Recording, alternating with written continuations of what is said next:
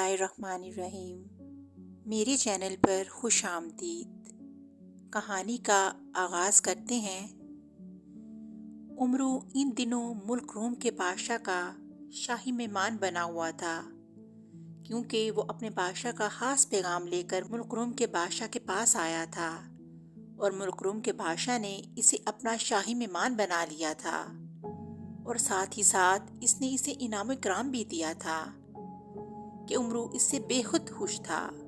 लेकिन आज जब वो बादशाह सलामत से मुलाकात के लिए गया तो इसने हलाफे मामूल बादशाह को बेहद रंजीदा देखा। हजूर बादशाह सलामत, नसीबे दुश्मना, आप बीमार तो नहीं? उमरू ने बड़े अदब से कहा। ओ नहीं हाजा उमरू, हम बीमार नहीं हैं, लेकिन हम बेहद रंजीदा हैं, इसलिए कि हमारी बेटी शख्जादी अनारकली शदीद बीमार हो गई है और हकीम इसका इलाज नहीं कर पा रहे। बादशाह ने कहा, क्या हुआ है शहजादी को? उमरू अयार ने चौंक कर पूछा। न जाने क्या हुआ है, रात को वो अच्छी भली अपने खास कमरे में सोई थी और सुबह जब कनीज़ें इसे जगाने गईं तो वो बेहोश थी और तब से अब तक इसे होश नहीं आ सका। सब शाही हकीम भी मायूस होते नजर आ रहे हैं। बादशाह ने जवाब दिया, क्या मैं शहजादी साहिबा को देख सकता हूँ? उमरू ने कहा, हाँ हाँ, क्यों नहीं, आओ मेरे साथ, बादशाह ने कहा और उठ खड़ा हुआ। हाजा उमरू भी साथ ही उठा और फिर बादशाह के साथ वो शहजादी के कमरे में पहुंच गया। एक पलंग पर शहजादी बेहोश पड़ी थी और शाही हकीम और दूसरे बड़े बड़े हकीम इसका इलाज करने में मसरूफ नजर आ रहे थे, लेकिन इनके चेहरों पर मायूसी के साफ आसार थे। उमरू बादशाह से इजाजत लेकर शाही मेहमान आने में बने हुए एक अलहदा कमरे में आ गया और इसने दरवाजा बंद करके जंबील में से बोलने वाली गुड़िया निकाली और इसके सर पर अंगूठा रखकर इसे दबाया तो गुड़िया की आंखें जिंदा इंसानों जैसी हो गईं। बोलने वाली गुड़िया, मुझे बताओ कि शहजादी इनारकली को क्या हुआ है? वो क्यों बीमार है और कैसे सेहतयाब हो सकती है? उमर अयान ने बोलने वाली गुड़िया से मुखातिब होकर कहा। हाजा उमरू को बताया जाता है कि शहजादी अनारकली को कोई बीमारी नहीं है, बल्कि बादशाह और शहजादी के खिलाफ इसका सिपा सलार आसिफ साजिश कर रहा है। इसने एक कनीज की मदद से रात के वक्त शहजादी की नाक से जादुई फूल लगा दिया था, जिसकी वजह से शहजादी बेहोश हो गई है। अगर इस बेहोशी में 2 रोज गुजर गए तो शहजादी हलाक हो जाएगी और चूंकि बादशाह को शहजादी से बेहद मोहब्बत है, इसलिए वो भी इसकी याद में बीमार हो जाएगा। इस तरह सिपा सलार की साजिश कामयाब हो जाएगी और वो मुल्क पर कब्जा करके खुद बादशाह बन जाएगा। बोलने वाली गुड़िया ने तफसील बताते हुए कहा। इस साजिश का खात्मा कैसे किया जा सकता है? उमरू अयान ने पूछा। इस जादुई फूल का एक ही तोड़ है और वो है 7 रंगा फूल, जो कि हर 100 साल बाद पैदा होता है और वो इस वक्त मुल्क आज़र के शुमाल में वाक़या एक खंडर नुमा किले के अंदर मौजूद है और सिपा सलार को भी इसका इल्म है, इसलिए इसने इसकी हिफाजत के लिए वहाँ अपने सिपाही तैनात कर रखे हैं। और वैसे भी इस फूल को हर आदमी नहीं तोड़ सकता। इस फूल को तोड़ने के लिए पहले इसके मुहाफिज अजदहों का खात्मा करना पड़ता है और ये फूल एक पुरानी दलदल के दरमियान है जहाँ इंसान नहीं पहुँच सकता। अगर इस फूल को 2 रोज के अंदर तोड़कर लाया जाए और शहजादी को सुंघा दिया जाए तो शहजादी होश में आ जाएगी और सिपा सलार की साजिश नाकाम हो जाएगी। बोलने वाली गुड़िया ने बताते हुए कहा, क्या मैं इस फूल को तोड़ सकता हूँ? उमरू ने कहा, हाँ, बशर्त कि तुम अक्लमंदी से काम लो, वरना तुम भी हलाक हो जाओगे। बोलने वाली गुड़िया ने कहा और इसके साथ ही इसकी आंखें दोबारा गुड़िया जैसी हो गईं। تو عمرو نے اسے زنبیل میں ڈالا اور ایک بار پھر بادشاہ سلامت سے ملنے کے لیے روانہ ہو گیا۔ بادشاہ کو جیسے ہی اس کے دوبارہ آنے کی اطلاع ملی تو اس نے اسے فوراً اپنے خاص کمرے میں بلوا لیا۔ بادشاہ سلامت، میں نے معلوم کر لیا ہے کہ شہزادی اور آپ کے خلاف انتہائی گہری سازش ہوئی ہے، لیکن ابھی اس سازش کرنے والی کا علم نہیں ہوا۔ البتہ سازش سامنے آ گئی ہے۔ عمرو عیار نے کہا، وہ جان بوجھ کر سپہ سالار کا نام چھپا گیا تھا تاکہ بعد میں بتا کر بادشاہ سے مزید انعام حاصل کر سکے۔ کیسی سازش؟ جلدی بتاؤ، بادشاہ نے بے چین ہو کر پوچھا۔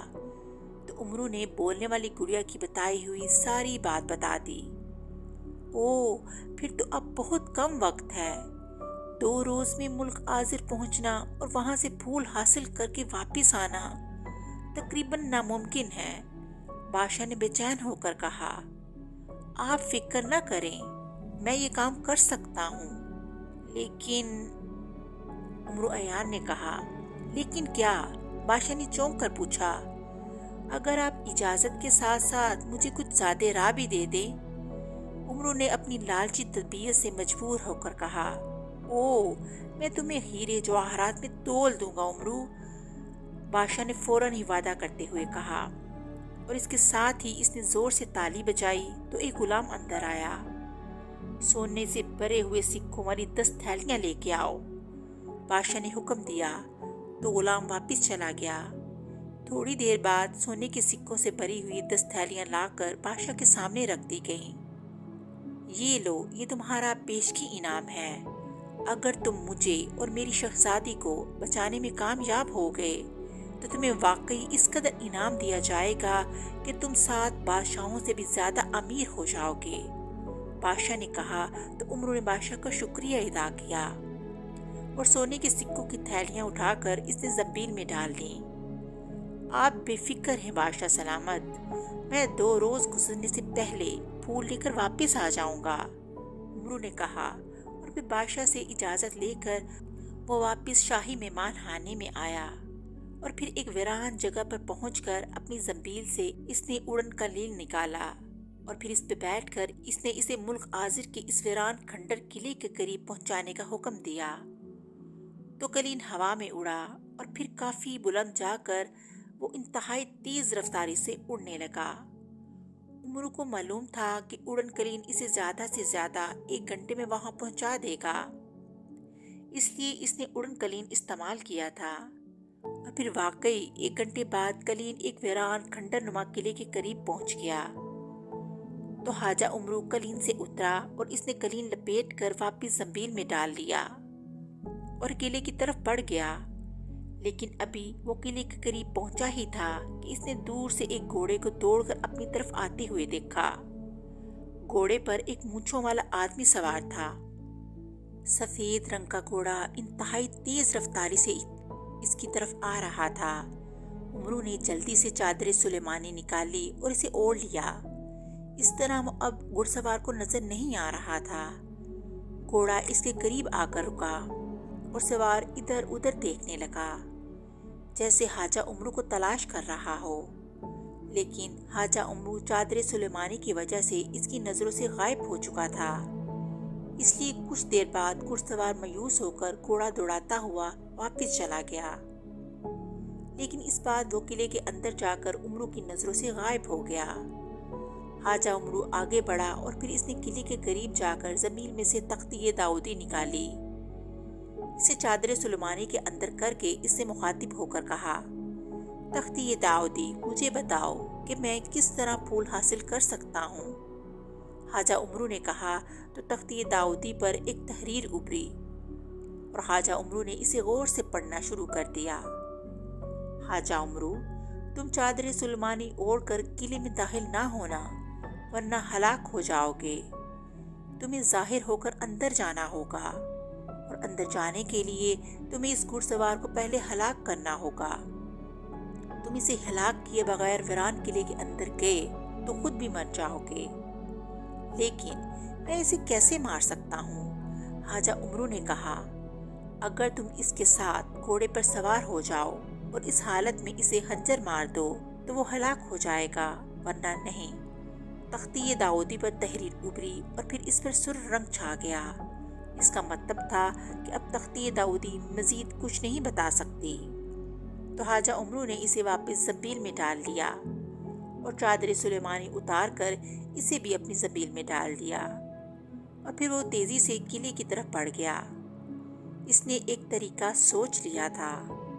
اس نے دیکھا کہ ویران قلعے کے آغاز میں سیڑھیوں کے ساتھ ایک ٹیڑھی دیوار بنی ہوئی ہے جو بے حد ڈلوانی ہے۔ خواجہ عمرو نے سوچا کہ اس دیوار کے کنارے پر چڑھ کر بیٹھ جائے گا، اور پھر جیسے ہی گھڑ سوار آئے گا وہ اس دیوار پر چلتا ہوا اچانک اس کے سامنے گھوڑے پر سوار ہو جائے گا اور اسے خنجر مار کر ہلاک کر دے گا۔ چنانچہ اس نے ایسا ہی کیا اور ڈلوانی دیوار کے اوپر چڑھ کر سرے پر بیٹھ گیا۔ تھوڑی دیر بعد اسے گھوڑے کے ٹاپوں کی آواز سنائی دی، اور تھوڑی دیر بعد ہی وہ سوار گھوڑے سمیت وہاں موجود تھا۔ عین اسی دیوار کے نیچے پہنچا۔ خواجہ عمرو ڈلوان پر پھسلتا ہوا عین اس کے اوپر پہنچ گیا، لیکن گھڑ سوار بے حد ہوشیار تھا۔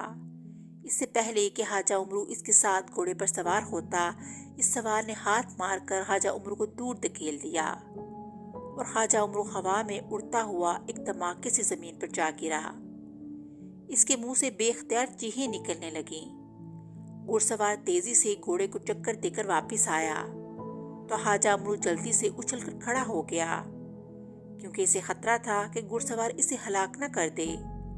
لیکن اب اس کے لیے مسئلہ تھا کہ وہ اس کے ساتھ گھوڑے پر کیسے سوار ہو۔ تو اس کے عیار دماغ میں فوراً ایک ترکیب آئی۔